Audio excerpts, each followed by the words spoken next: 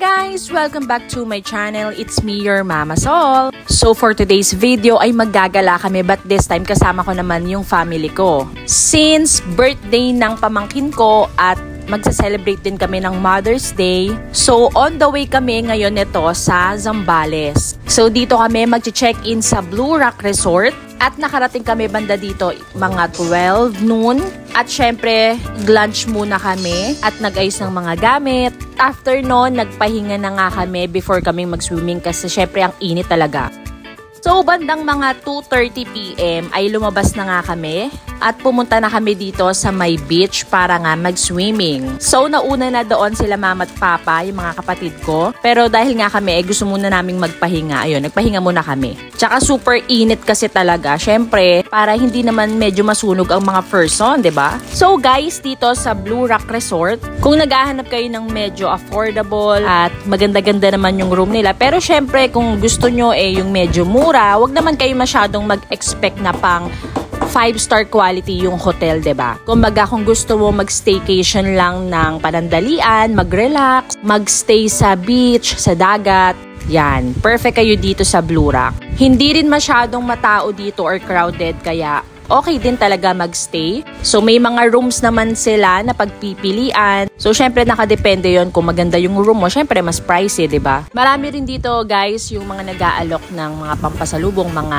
isda, pusit, yung mga ganon, mga keychain. And then yan, may mga water activities din sila. Pero kami hindi na namin tinry kasi may mga bata kaming kasama. So guys, ayan yung view ng Blue Rock Resort. Ayun, nagpalipas lang kami, nag-swimming at kung ano ang ginawa namin dito sa dagat.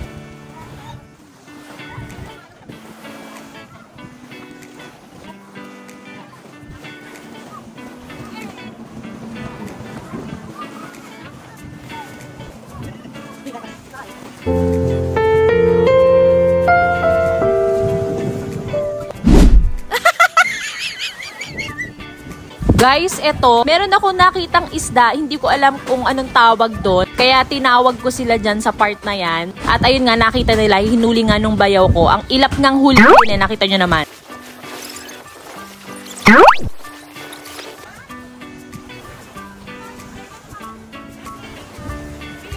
So, ayan, nahuli na niya. Nakarating na siya banda doon para lang mahuli yung isda na to. Hindi ko alam kung anong tawag dito, pero tingnan nyo, oh, hindi nga siya masyadong kita. Pero malaki banda yung sa ulo niya, tingnan nyo. Pero pinakawalan din naman namin yan. Huwag kayong mag-alala.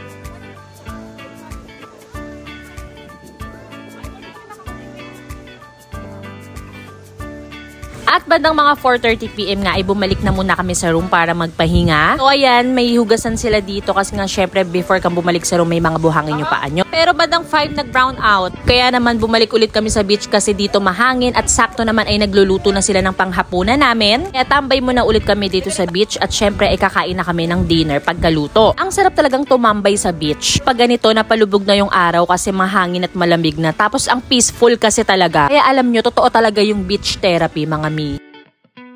So ayan na nga, nakapagluto na, so kakain na kami. Ang ulam lang namin dyan ay pork steak at liempo. Tapos ang epic mga mi, kasi nga syempre nag-brown out. Tapos nakasalang ata yung sinaing namin. So syempre mamamatay yun. Kaya naman, tinalang nila doon sa may uling. Kabado pa nga yung bayaw ko dyan kasi baka daw hindi mainin. So ayun, nainin naman at maganda pa nga yung saing guys. Kaya ayan, nakakain na kami. Alam nyo, nakapunta na kami dito 2019. Kami pa lang nung partner ko. As in magjowa pa lang kami nun. At ngayon 2024 nga bumalik kami. Nakakatuwa kasi nung pagbalik namin may kasama na kaming mga anak, tapos yung mga pamilya namin, ganyan. Alam nyo, masarap talagang gumala paminsan-minsan. Kasama mo yung mga pamilya. pamilya mo, ganyan. Yung bonding, yung mga ganyan, 'di ba? Ita-treasure 'yan. Lalo na yung mga anak namin, makakapapanood nila 'to pagka lumaki sila at syempre maano nila, ay pumunta pala kami dito, ganyan, 'di ba? Kaya gustong-gusto ko talagang gumagawa ng mga videos kasi gusto ko mapanood 'to ng anak ko paglaki niya. So, yun na nga, at nagkaroon na ng kuryente. Buti naman at natulog na kami. Kaya good night!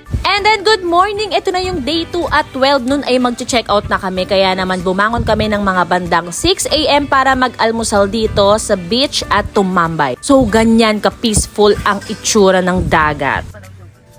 Haluto na sila mama ng sopas. So hinahantay nga namin dahil medyo na late kami ng dating, sila bandang 4 ata nandito na. Kasi ganun talaga sila, napakaaga nilang magising. So ayan, kumain na nga kami ng sopas at nauna na nga yung anak ko mag-swimming. Hindi pa kami nakakapagbihis. Ayan, nag-swimming na doon. Kaya naman sinundan ng papa niya at naiwan kami ng ate niya dito na kumakain. After kumain, syempre, bumalik na kami sa room. At ito yung room tour namin, guys. Hindi ko na room tour dahil sobrang busy nung pagdating namin. So, sakto lang, maliit lang yung room namin, pang pamilya lang talaga. Sila ate, yung mga mama ko ay sa kabilang room. Same room lang din. And then, ayan, nakapag-bis na kami. Babalik na kami sa beach para mag-swimming at i-enjoy yung remaining time namin dahil nga 12 noon ay mag-check out na kami. So, ayan na.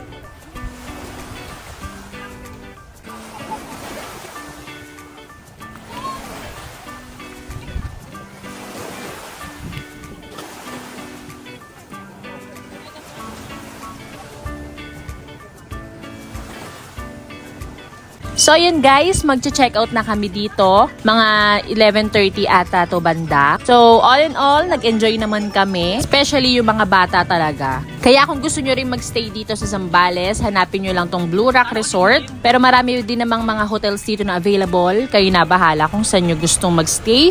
At ayan, pasakay na nga kami ng sasakyan at nakaalis na kami. So, ang susunod naming pupuntahan ay sa Pampanga. Kasi magla-lunch kami kay Aling Lusing. Kung alam nyo yung kainan na yon, sikat yon sa sisig nila dahil yun daw talaga yung Pampanga's original sisig. And ayan, habang pauwi kami, ayan yung view nung dagat at nung bundok. So, nandito na nga kami sa San Fernando, Pampanga at nakarating na kami kay Aling Lusing. At buti nakapila kami kaagad dahil napakadami talagang kumakain dito. Ang sulit ng pagkain at ang sarap. Kaya naman, that's all for today's video. I hope you like it and please don't forget to like, share, and subscribe to my channel. It's me again, your Mama Sol!